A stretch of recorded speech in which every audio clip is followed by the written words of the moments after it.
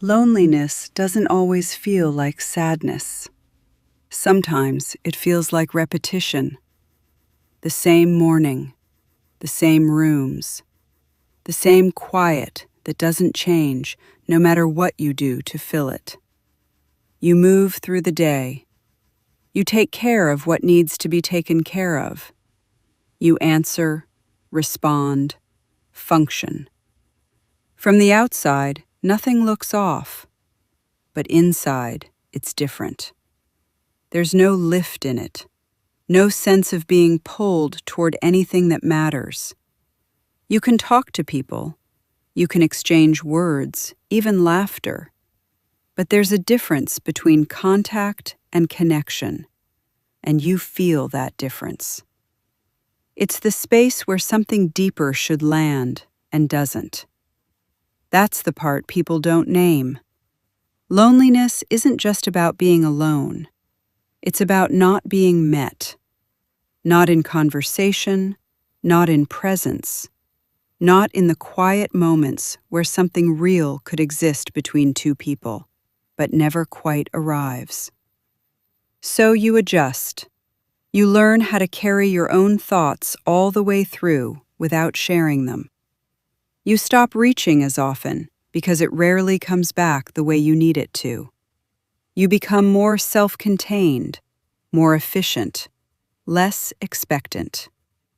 Over time, it starts to feel normal, not good, not chosen, just familiar. That's where it sinks in. Because once it feels normal, you stop questioning it. You stop believing something else is even possible. You tell yourself, this is just how things are now. You learn how to live without being fully seen. But something in you doesn't actually accept it. It shows up in small, sharp moments. When you want to tell someone something that mattered to you, and you can't think of anyone who would really understand it. When something good happens, and the absence of someone to receive it lands heavier than the moment itself. When you realize how long it's been since you felt genuinely connected to another person, not just in proximity, but in depth. That's not just circumstance. That's a kind of quiet deprivation. And most people don't say it out loud because it feels too exposed, too personal. Especially when you're capable, independent, and managing your life just fine. But doing fine and being met are not the same thing. You can hold everything together and still feel completely alone inside of it. And here's the part that's harder to admit.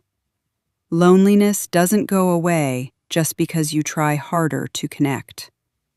Sometimes trying harder makes it sharper, because every time you reach and it doesn't land, something in you registers that. You start to measure what you say. You hold things back. You protect your depth from being misplaced again. Not in a dramatic way, just enough to stop the repetition. And eventually, you stop reaching the same way altogether.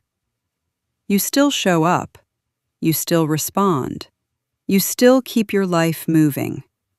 But the part of you that wanted to be met goes quieter. That's where a lot of people are. Not broken, not failing, just living inside a kind of disconnection they've learned to function within. And still showing up anyway. Still doing what needs to be done. Still carrying themselves through days that don't quite touch them back. And if you're here, you know exactly what that feels like. You don't need it explained. You've been living it. The signal continues. If this transmission resonated, don't forget to like and subscribe here and continue the journey with the next video. You can also follow the work on Substack at tendingtheinbetween.substack.com.